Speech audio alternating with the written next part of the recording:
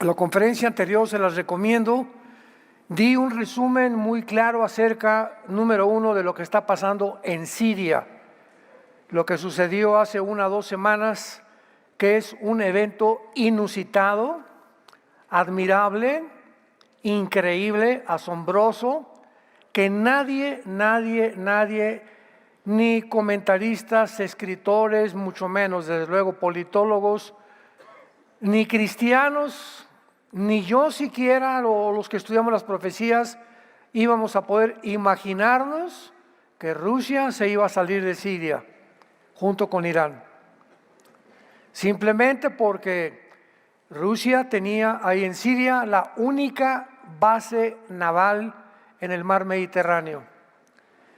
Y pues durante muchos años estuvo tratando de enseñar de que Rusia, en el capítulo 38 y 39 de Ezequiel, que se describe la guerra famosa de Gog y Magog, era Rusia.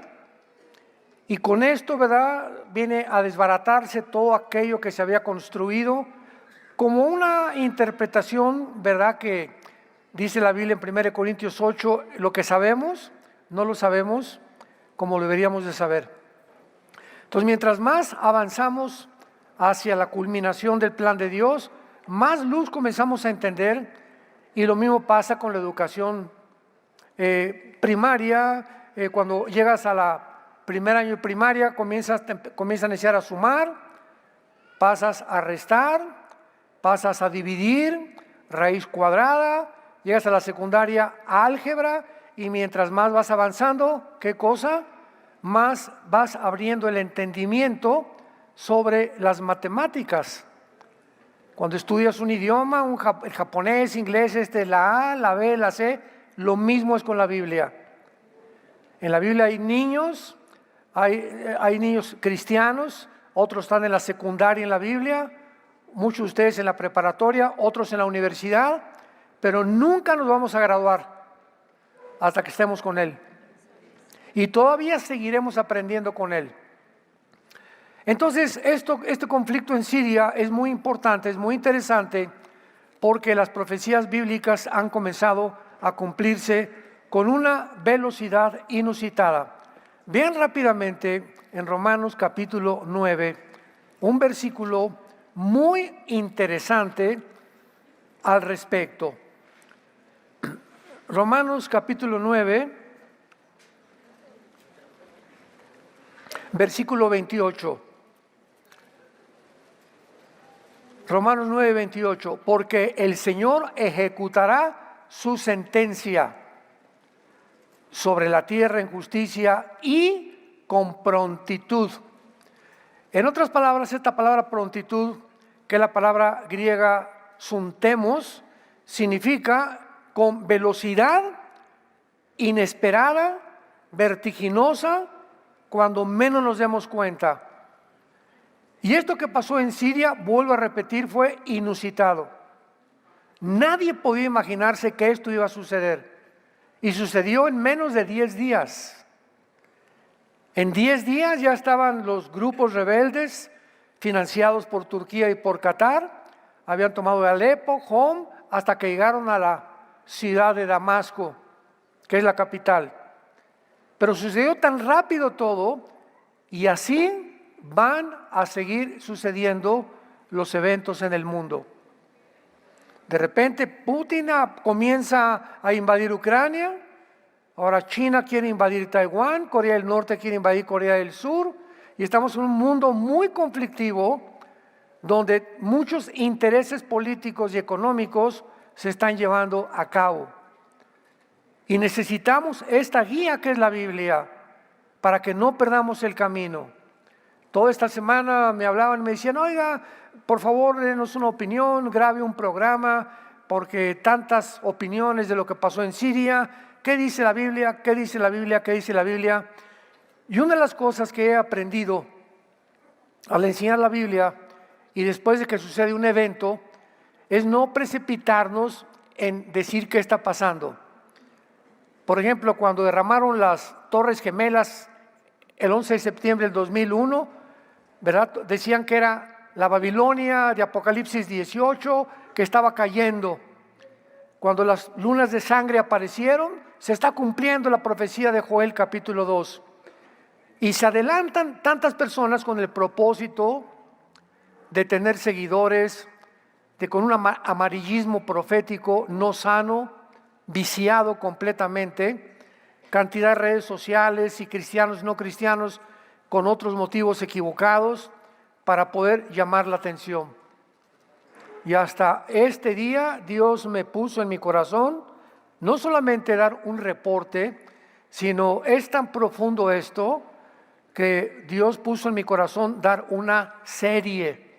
O sea, varias conferencias, no sé, 4, 5, 6, vamos a llevar a cabo para poder tener el panorama completo, porque creo que va a ser una de las series más importantes que he compartido en dónde se encuentra el mundo actualmente y lo cerca que estamos de las profecías de que Cristo viene en cualquier momento por nosotros. Veamos en primer lugar en esta tarde lo siguiente. No cabe duda que Dios, el Espíritu Santo, ha comenzado a revelar que el Islam jugará un papel central en los eventos de los últimos tiempos. Me escucharon muy bien. Las últimas naciones con las cuales Cristo va a pelear en la guerra del Armagedón serán naciones islámicas. El grupo de naciones que va a formar el anticristo serán naciones islámicas. Y cuando comenzamos a entender, por ejemplo, 1973 aproximadamente, Irán se lleva casi a 200 personas como rehenes a Entebbe en África y entran a la embajada americana, los amarran a todos y por primera vez comenzó a sonar el nombre de Irán. Un grupo impresionantemente entrenado de judíos, entre ellos el hermano del actual ministro Benjamín Netanyahu, fue el único en morir en ese rescate en Entebbe, África, cuando fueron impresionantemente en la noche, llegaron con los aviones, sin que nadie se dio cuenta, se imaginan, rescataron a 202 casi diplomáticos y ciudadanos americanos. Y el primero en bajarse del avión fue Natán, el hermano del actual ministro Benjamín Netanyahu, y fue el único que mataron. Entonces, este estudio que vamos a ver nosotros tiene como propósito que tengamos una comprensión mucho más profunda, vamos a ahondar, vamos a hacer pozos ahora sí, acerca de cómo se están desarrollando, con qué rapidez, con qué velocidad va el mundo, que es tan rápido que mucha gente se va a quedar así y va a decir, ontoy. Y como en los días de Noé, comían, bebían, se daban en casamiento y no entendieron. Bueno, ¿qué hay de malo comer, beber y darse en casamiento? Eso no son pecados. No dice la Biblia como en los días de Sodoma y Gomorra, como en los días de cuando los Nefilim y los ángeles se mezclaron con mujeres en el diluvio, antes del diluvio. Dice, comían, bebían y se iban en casamiento. O sea, cuando todo esto comienza a suceder, el mundo no va a estar preparado. Cada quien en su rollo, ¿verdad? Me meto en mi círculo. Yo soy doctor, pues nada más, doctor, mi clínica, abogado, yo soy nada más, vendo tortas, nada más me preocupa vender mis tortas, dinero, poder sobrevivir, etcétera, etcétera. Y comenzamos cada quien a formar una cárcel individual como seres humanos, donde nos comenzamos a desalinear y a olvidar, número uno, de nuestra familia, que es la principal responsabilidad para un varón cristiano, principalmente para nosotros los varones, a quienes Dios nos ha encargado nuestra familia, de darles a nuestros hijos un buen ejemplo. Mi esposa tiene que ser la reina. Y te dice Dios, ay de a ti, Pancho Pistolas, el día que le pongas una mano a tu esposa, el día que dejes de ser caballero con ella, el día que dejes de tener detalles con ella, el día que cuando se suba al carro ya no le abras la puerta para que se suba, sino al revés, la quieres que se vaya en la cajuela. Ya tienes meses o años que no le mandas un ramo de flores, ya no le dices amor. Y cuando llegamos a ese punto en la vida, porque estamos tan enfrascados nada más, business, business, business, el negocio, hacer dinero, etcétera, etcétera, y se nos olvida lo principal, nuestros hijos, ya hace mucho que no te vas con él a patinar, al boliche, a ver una película con tu hijo, con tu hija, etcétera, etcétera, comenzamos a creer que somos cristianos. Y que con venir el domingo a la iglesia es suficiente. Y es el tiempo en que Dios comienza a sacudir todas las cosas para mostrarnos que la familia tenemos que ponerle la principal prioridad en nuestra vida cristiana.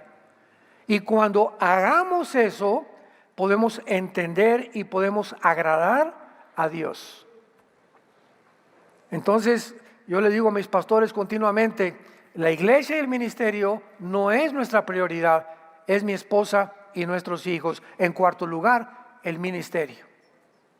Igual en tu trabajo, tu clínica, tu bufete jurídico, tu pastel de tortas, tu pastel de chile, tu tienda de chiles rellenos, tu taller de carpintería, de mecánica, no es tu prioridad. Tu prioridad es tu esposa y tus hijos.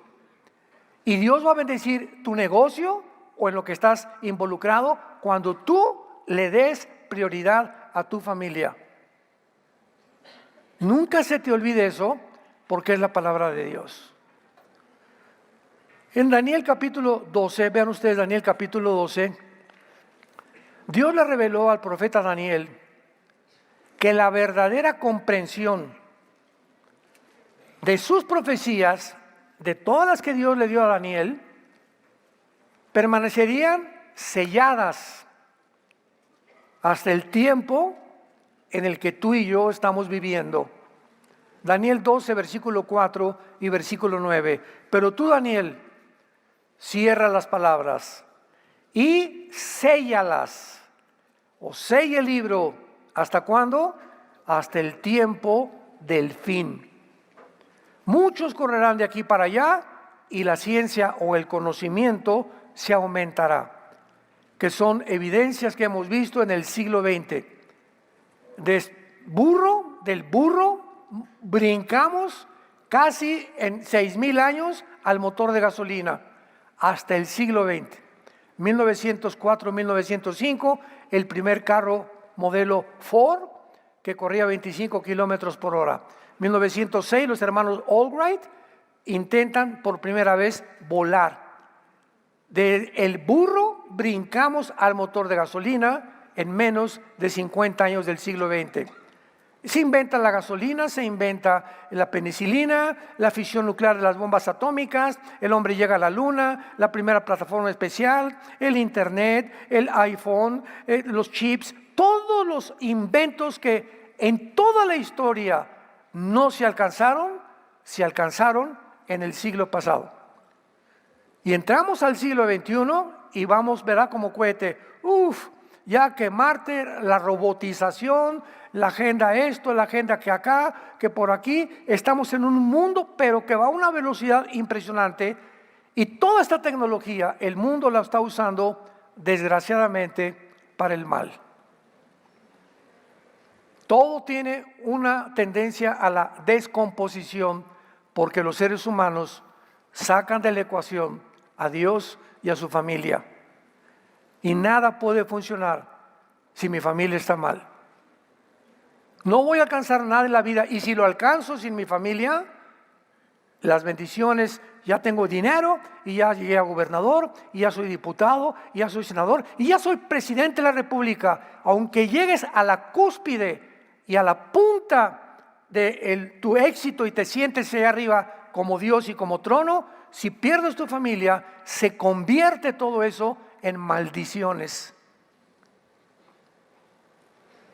Dios convierte en maldiciones cuando tú llegas a, es lo que querías, te lo voy a dar, Ya querías un puesto, querías esto, querías fama, querías publicidad, querías ser un artista que te conocieran todos, vendiste tu cuerpo, vendiste esto, aquello, todo lo que tú hiciste lo sacrificaste a tu familia para estar donde tú estás. Pues ahora que tú alcances eso, voy a darte una lección. Te vas a dar cuenta que no vas a poder disfrutar nada de lo que has alcanzado, porque Dios no puede ser burlado. Qué lección tan importante Dios nos da.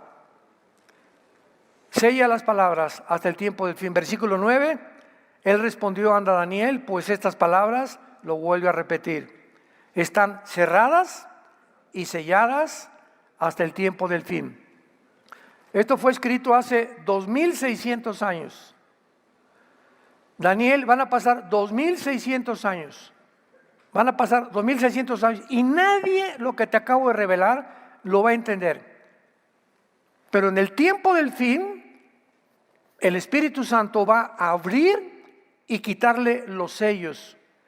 Y la generación que viva en el tiempo del fin van a entender. Como lo estamos comprendiendo y nosotros somos esa generación. Gracias a Dios. Dios ha comenzado pues a darnos entendimiento de los tiempos que estamos viviendo, para que no permanezcamos ignorantes de su voluntad. Al contrario, es el tiempo de volvernos a Dios, el tiempo de examinar nuestra vida, cómo está mi relación en mi matrimonio, cómo está nuestra relación con mis hijos, cómo están mis relaciones con mis padres, ustedes como jóvenes. Es tiempo de poder arrepentirnos y de volvernos a Dios con todo el corazón. Vamos a ver en esta serie las increíbles similaridades entre las doctrinas islámicas de los últimos días y las profecías bíblicas de los últimos tiempos. Es increíble. Y claro que si tú no conoces la teología del Islam, casi nada del Corán, pues lo que oímos de los musulmanes es muy, muy reducido, muy limitado. Pero cuando comenzamos a profundizar qué es lo que ellos creen, comenzamos a entender por qué tomaron Siria, por qué se levantó el grupo Al-Qaeda, ISIS, los Hezbollah, los de Hamas, los talibanes en Afganistán, Pakistán. Comenzamos a entender que la mente de los que viven en el Oriente es diametralmente opuesta a la mente de nosotros que vivimos en el Occidente, el continente americano y en Europa. Pensamos completamente diferente como piensan ellos. Por ejemplo, dentro de la ley Sharia, que es el Islam, una mujer musulmana no se puede casar con un hombre musulmán, pero los hombres sí. Los hombres sí se pueden casar con mujeres no musulmanas. En la ley Sharia, si una mujer comete adulterio, el esposo le puede cortar la cabeza o matarla a pedradas. Cualquiera de las dos cosas. Dentro de la ley musulmana, se les ha prometido a los hombres, no a las mujeres, que si mueren como mártires, van a esperarlos 72 vírgenes allá arriba en el cielo. Porque le prometió eso Alá a Mahoma. Y por eso los hombres se avientan a morir como mártires. Pero pregunta, ¿por qué las mujeres también hay mártires musulmanas que también se ponen bombas para morir como mártires? ¿Cuál es su motivación de esas mujeres? Simplemente el miedo. ¿Por qué? Porque Alá le dijo a Mahoma que las mujeres, que el infierno estaba lleno de mujeres. Y que la única forma en la que iban a librarse del infierno era muriendo como mártires. Vean ustedes el pensamiento, ¿verdad?, troglodita, prehistórico, irrazonable para nosotros en el occidente, de cómo piensan ellos. Entonces, cuando comenzamos a entender la forma de pensar de ellos, entendemos que son ellos los que quieren llevar al mundo a la Tercera Guerra Mundial. Porque el plan del Islam es el siguiente. Todo el Medio Oriente, vamos a ver, Egipto, Jordania, Siria, Irak, el Líbano. Son 5 naciones principalmente árabes alrededor de Israel. Y podemos ya agregar, bueno, las que están juntos, ¿verdad? Que son ya Irak, Arabia Saudita, etcétera, etcétera. Pero el plan de ellos es que el Medio Oriente tiene que ser dominado por ellos. Pero hay un problema muy grande, que en medio de ellos está Israel. Israel piensa como nosotros los occidentales. Israel tiene una religión que no es como la de ellos. Israel tiene tradiciones culturales judio-cristianas como las de nosotros los occidentales, que no es la de ellos. Israel tiene una política, es la única nación democrática. Y allá todos son dictaduras. Y casi siempre gobiernan los ayatolas como en Irán o los movimientos religiosos. Entonces es un estorbo Israel en medio de ellos. Y desde que llegaron en el 48 su objetivo es exterminarlos. Porque son el patito feo en medio de un grupo, de una pandilla que no quiere juntarse con ellos. Y su objetivo es exterminar el Estado de Israel. Cuando comenzamos a entender todo esto, comenzamos a entender de qué forma, por ejemplo, ahora el 7 de octubre del siglo pasado, siglo XX, 7 de octubre, entraron más de 2,000 terroristas a Israel, rompieron los sensores de la frontera con Gaza y entraron a matar a 1,200 judíos civiles y llevarse rehenes a 250 personas. Entraron a las casas de los judíos, mataron a los bebés, mataron a los hijos, violaron a todas las mujeres, les abrieron de acá hasta acá a las mujeres, a los hombres las mataron enfrente de ellos, hicieron una masacre satánica, cruel, sanguinaria, inmunda. Y después, cuando Israel va a perseguirlos a Gaza, Israel manda aviones a Gaza, aventando cantidad de panfletos y de recados: por favor váyanse al sur de Gaza porque vamos a entrar a buscar a estos criminales. Cualquier país haría lo mismo. Entran a México de cualquier frontera y matan aquí a mexicanos. El gobierno tiene la responsabilidad de proteger nuestra propiedad y nuestras libertades individuales. Cualquier gobierno en el mundo tiene esa responsabilidad, defender a sus ciudadanos, que no vuelva a suceder lo mismo. Y eso fue lo que hizo Israel. Y cuando comenzó la persecución, pues entraron a Gaza y encontraron que los terroristas de Hamás no traían la ropa como en las guerras normales. En la Segunda Guerra Mundial los americanos estaban vestidos de verde, los alemanes de negro. Entonces tú sabías quién era tu enemigo, ¿verdad? Si era alguien con el casco negro, es un alemán, tírale. Pero aquí entran y todos están vestidos de civiles. Entonces entran a una casa y la señora está sentada con su abrigo, con su zarape de Saltillo, no sé de dónde, con la ametralladora aquí guardada. Los jardines de niños llenos de bombas, lanzabombas. Los mercados llenos de lanzabombas a propósito, para que cuando Israel hiciera algo los acusaran de genocidio. Los acusaran de que son víctimas. Y todas las estadísticas y la narrativa que se publicó en los medios de comunicación provenía del grupo terrorista Hamás. Todo esto es muy importante porque mientras vamos entendiendo, vamos a darnos cuenta de dos cosas. Por un lado, el mundo entero, todos los medios de comunicación, todos los medios de radio, a teatro, Hollywood, etcétera, etcétera, están controlados por Satanás. 1 Juan 5:19. El mundo está bajo un poder maligno. Hay una influencia, una energía que está controlando a los seres humanos, desviándonos, tratando de volvernos locos, de que no creamos la verdad, que sigamos en la vida de pecado que llegamos viendo para acabar en el infierno. Y cuando venimos a la Biblia y recibimos a Jesucristo, el Espíritu Santo nos saca del mundo, dice, fuimos trasladados de un reino de tinieblas al reino de la luz.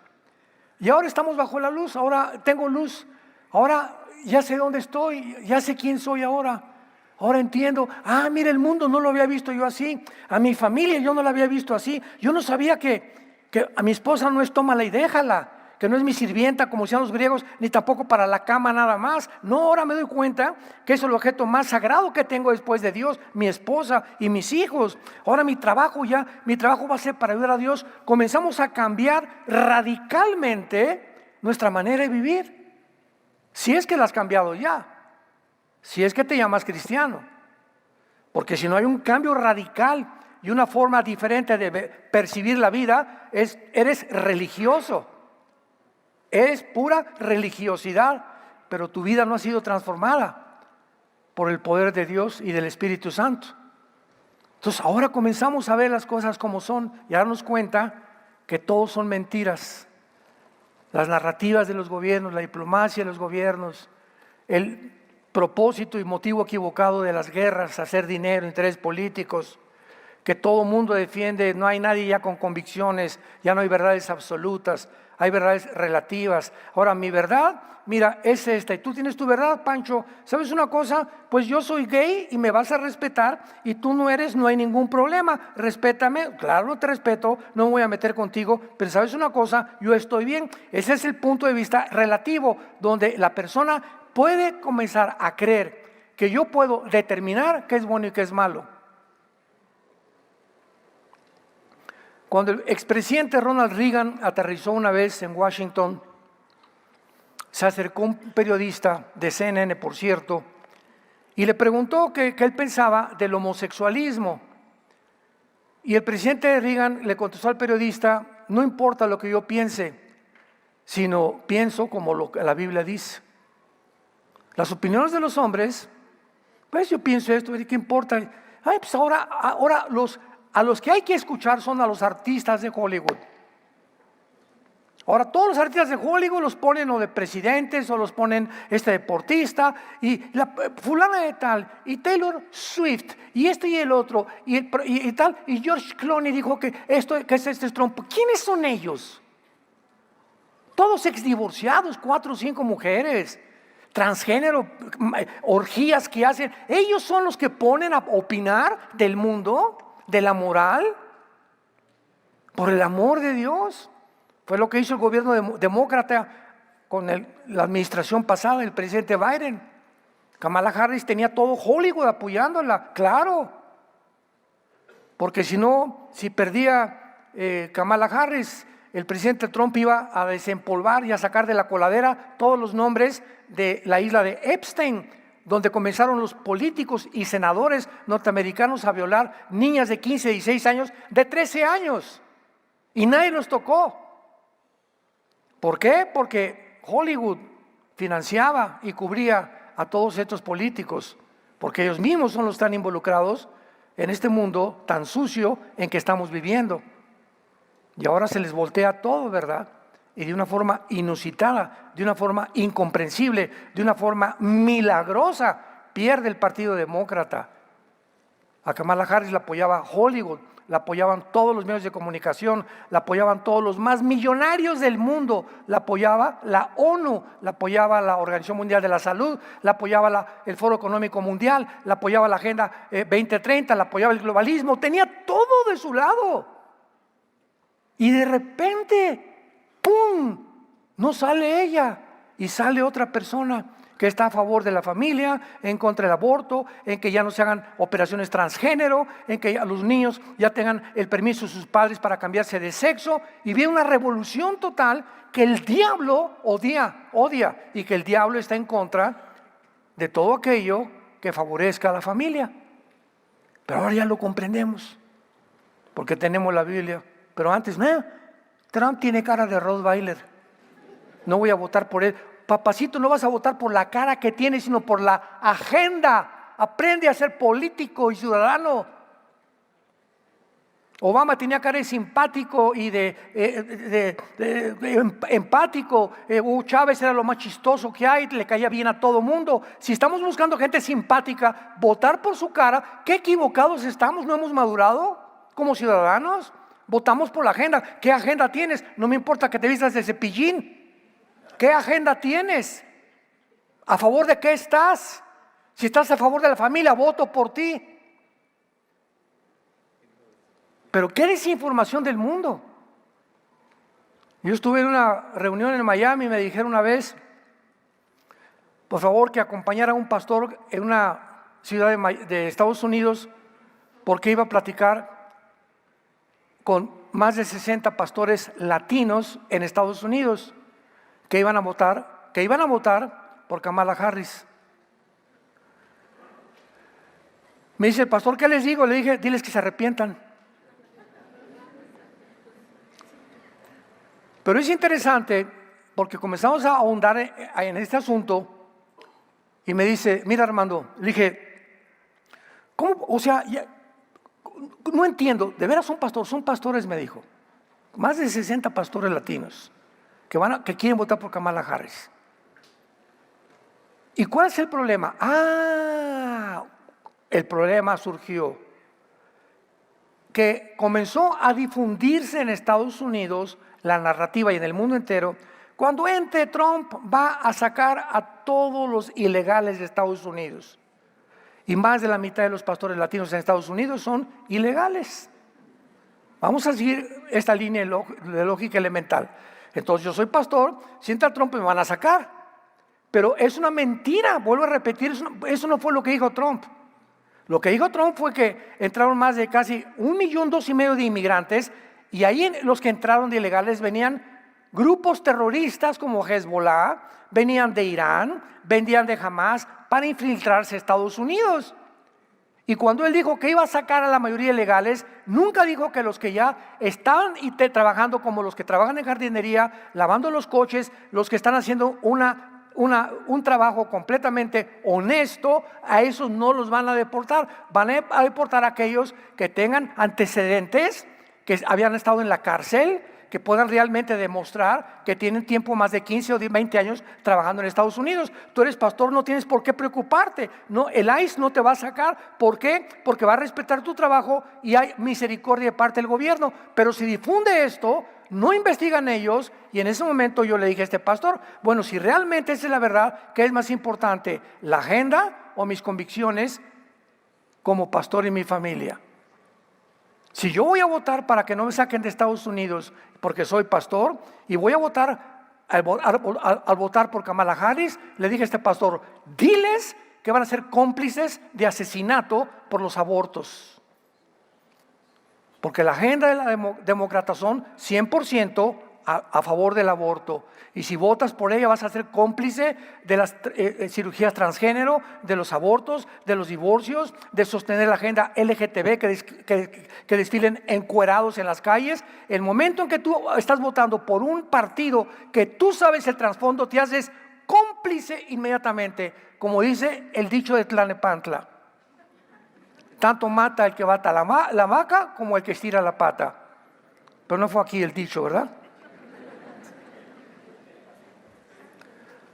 El Islam ha crecido como ustedes no se imaginan, y su influencia en Europa es absolutamente abrumadora.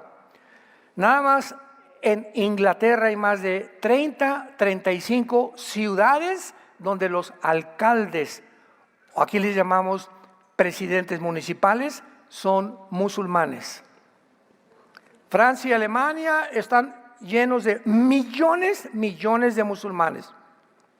Muchos huyeron, la guerra en Siria, la guerra civil, comenzó en el 2011, y huyeron de Siria y de Irak, entraron por Grecia, España, y han venido, ¿verdad?, a invadir completamente Europa.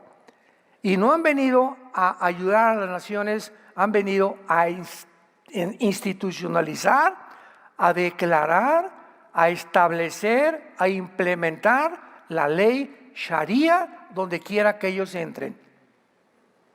Hagan de cuenta que llegaron aquí a Tlalnepantla y llegaron un grupo de 10 o 15 musulmanes. Bueno, con mucho gusto, les damos amistad a coreanos, a todo el mundo, ¿verdad? Como Estados Unidos es un país completamente políglota, es internacional, ¿verdad? Hay de todas las naciones del mundo. No, eres chino, vienes a trabajar con mucho gusto, chino, japonés, alemán, hay trabajo para todos, pero no vengas a imponernos que nosotros que tenemos los fundamentos judeocristianos, que quieras que cambiemos nosotros nuestras tradiciones, nuestra perspectiva del mundo, y a la fuerza, si no lo creemos, nos quieran matar. porque es la única religión que obliga a que acepten el Islam bajo pena de muerte. Y una mujer que abandone el Islam siendo musulmana está condenada a que la maten a pedradas. En 1979 vemos, ¿verdad?, cómo se espantó el mundo cuando el ayatollah Khomeini de Irán toma la embajada de Estados Unidos con 54 rehenes por 444 días. En ese tiempo muy pocos sabían del Islam, muy pocos, y casi nadie entendía sus verdaderos motivos. ¿Por qué ese odio contra Estados Unidos y el cristianismo? ¿Por qué? El segundo incidente se llevó en 1993, cuando el World Trade Center fue sacudido por una bomba por musulmanes extremistas, y otra vez no había explicación por qué sigan atacando Estados Unidos o iglesias cristianas o matando cristianos o judíos también en Europa. Y el tercer incidente, cuando el Islam ya comenzó a darse cuenta el mundo de que, oye, espérame tantito, aquí este grupo está bastante peligroso, fue el 11 de septiembre del 2001, cuando 19 extremistas musulmanes árabes tomaron 4 aviones comerciales.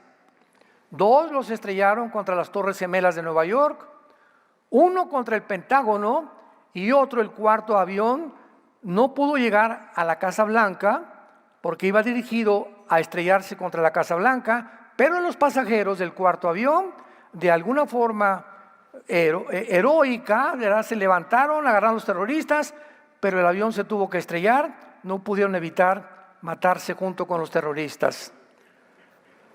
En este tercer incidente, ya el del 11 de septiembre, se vislumbró que era una declaración de guerra del mundo islámico en contra de las naciones occidentales, y el presidente en aquel tiempo, George Bush, inicia lo que se llamó la primera guerra contra el terrorismo.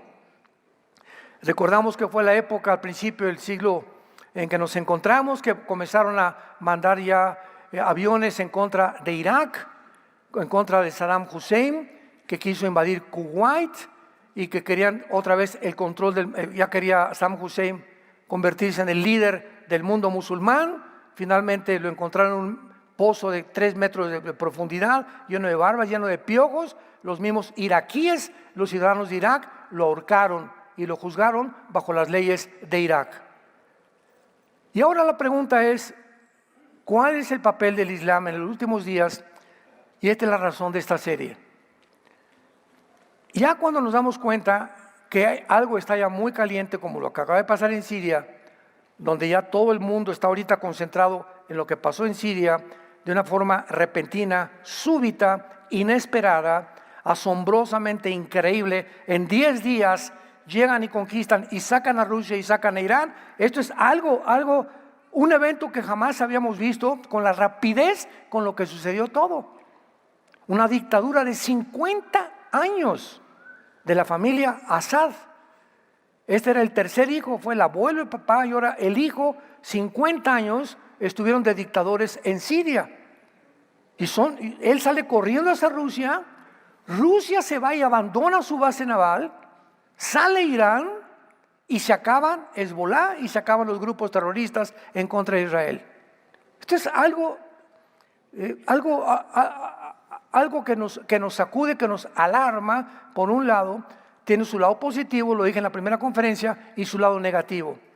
Pero ahorita, todo esto que está pasando, Israel no puede confiarse, porque como ellos no tienen palabra de honor, ni ellos nunca dicen la verdad, esto puede convertirse en un avispero que está pavimentando el camino para que el anticristo surja de esa región geográfica, precisamente del mundo.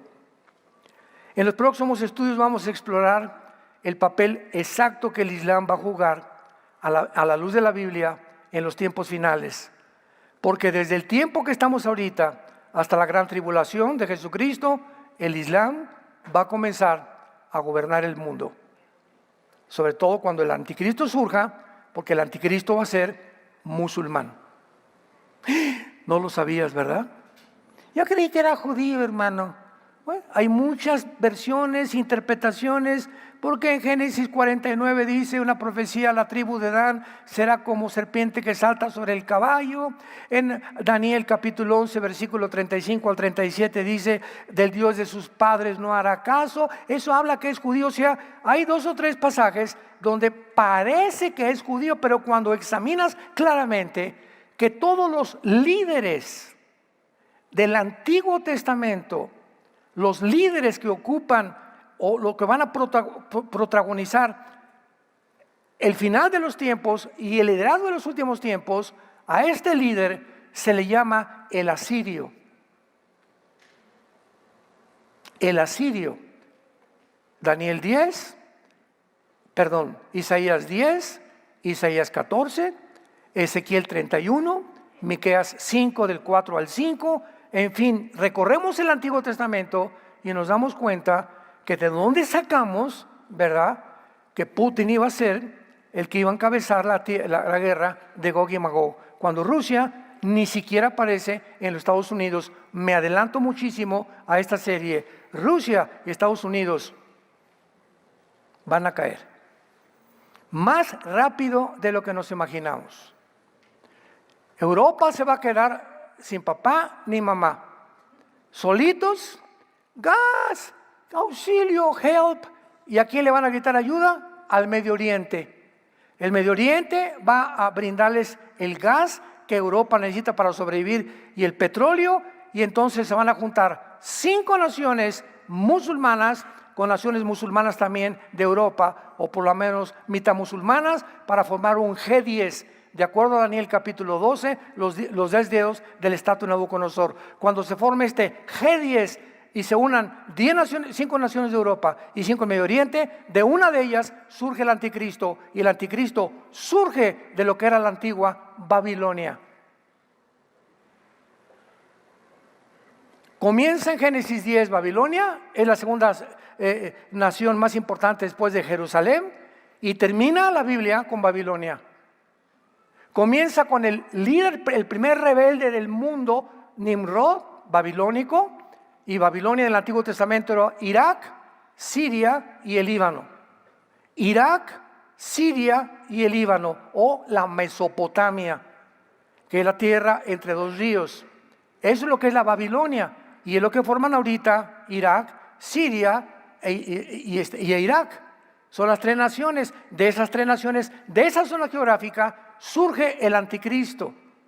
La primera torre de Babel la hicieron en Irak. Abraham fue llamado, ¿de dónde? De Irak, de esa zona también.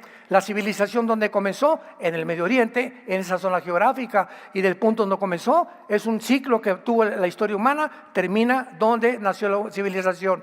La Tercera Guerra Mundial se llevará a cabo en la tierra de Israel, con las naciones musulmanas en su último intento para derrocar a los judíos. Los judíos van a ser traicionados por el Mahdi, el famoso anticristo para nosotros, y entonces va a tener que venir Jesucristo con todos nosotros para combatir con todos los ejércitos del anticristo y nosotros establecer el reino milenial o el reino mesiánico en este mundo contigo y conmigo.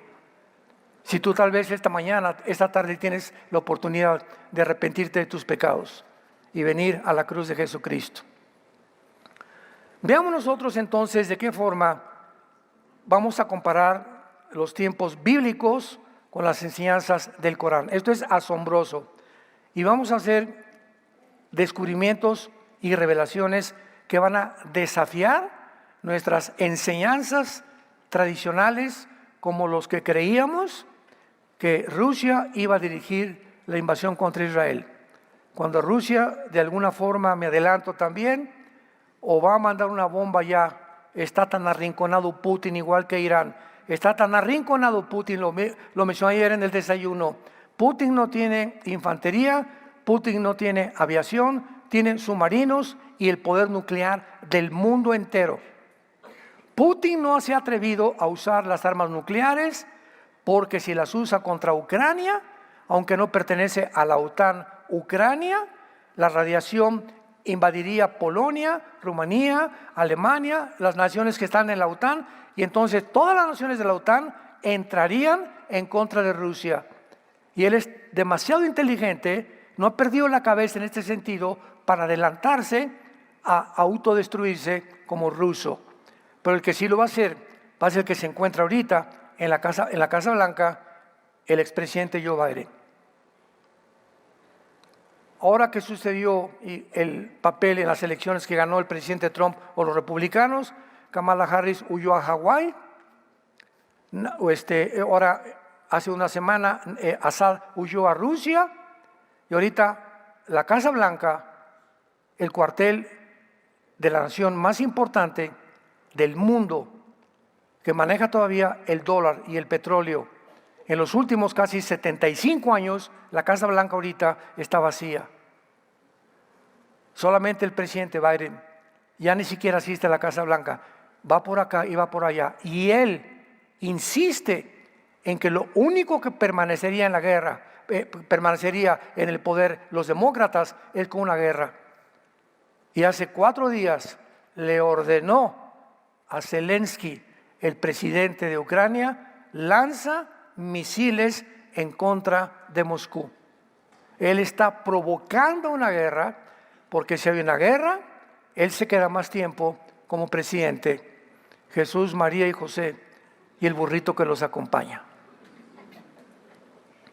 De aquí al 20 de enero, escúchenme muy bien, de aquí al 20 de enero del año que entra, que es cuando entra el nuevo presidente, de aquí al 20 de enero el mundo se encuentra a la orilla de un abismo.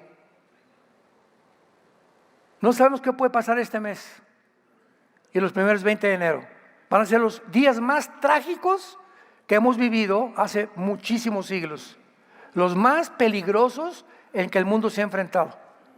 Y por eso les estoy gritando, vuélvanse a sus familias, pídanle perdón a Dios, arrepintámonos de lo que tengamos que arrepentirnos, porque esto está a punto ya de volar. Jesús ya viene por nosotros, como puede ser ahorita saliendo. Puede ser mañana, no sé, una semana, pero esto se está precipitando con una rapidez. El Titanic, el barco se está hundiendo, sálvese el que pueda. Quiero terminar con este ejemplo. Antes del Titanic hubo otro barco muy importante que se comenzó a hundir, pero en ese barco iban 25 muchachos cristianos, dicen que pertenecían al grupo, la organización de Salvation Army. Entonces el barco se comenzó a hundir y una muchacha que traía un salvavidas estaba ya nadando y vio a un hombre que se estaba ahogando y se quitó el salvavidas la muchacha como de 20, 25 años y le aventó el salvavidas al hombre que se estaba ahogando. Y el hombre que estaba ahogando le dijo a la muchacha, ¿pero por qué me hace el salvavidas? Sálvate, tú estás más joven. Y ella le contestó, es que yo ya sé a dónde voy a ir y usted no. Y si le doy el salvavidas, Dios le está dando tiempo para que se arrepienta y me siga después.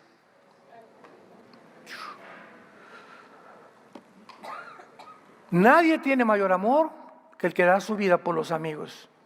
Esta muchacha tenía asegurado su salvación. Digo, no tengo miedo de morir ahogada. Pero usted, si usted se hubiera muerto ahogado y no le doy el salvavidas, usted se va al infierno. Tómelo esto como una mano misericordiosa de Dios para que tenga tiempo para arrepentirse. ¿Estás tú seguro también que si tú te murieras hoy mismo, te vas al cielo? Dios te da la oportunidad en esta tarde de perdonarte de tus pecados. Es que usted no sabe lo que yo he hecho. He matado 20 personas, he abortado 10 niños, he sido traficante, he sido homosexual, he sido esto. No importa lo que tú digas que eres. La sangre de Jesucristo nos limpia de todo pecado. El ladrón junto a la cruz era borracho, parrandero, jugador, asaltante, todo lo que le puedas poner al ladrón junto a la cruz. Y Jesucristo le dijo a la hora de la muerte, es el único ejemplo en la Biblia, el único ejemplo de una persona que se salva antes de morir, para que no estés confiando que, no, pues ya que vaya yo en la ambulancia y comienzas a unir, ahí le pido perdón a Dios por mis pecados. Tú no te burlas de Dios. Dios te va a contestar y te va a decir: yo te di la oportunidad hace un mes, ahorita ya no te puedo dar la oportunidad. Es cuando oyes mi voz, no te endurezcas. Y hoy Dios te está hablando y te está diciendo que esta oportunidad que hoy te da, tú no sabes si mañana amaneces, ni yo tampoco. Cuando oigas su voz, ven a Cristo, ven a Él, que te va a recibir con los brazos abiertos, y todos tus pecados y todas las maldades que tú hayas hecho van a ser completamente enviadas al oriente y al occidente. Y así como están tan distanciados el oriente y el occidente, Dios nunca se volverá a acordar de nuestra vida pasada. Nunca, jamás. Un ejemplo grandísimo es: ¿sabías que se convirtió el Chapo? ¿Cómo es posible que esa? Sí, se convirtió. ¿Qué? ¿No te gustó? Se llama gracia. ¿Qué es la gracia? Que Dios nos perdona cuando no lo merecemos.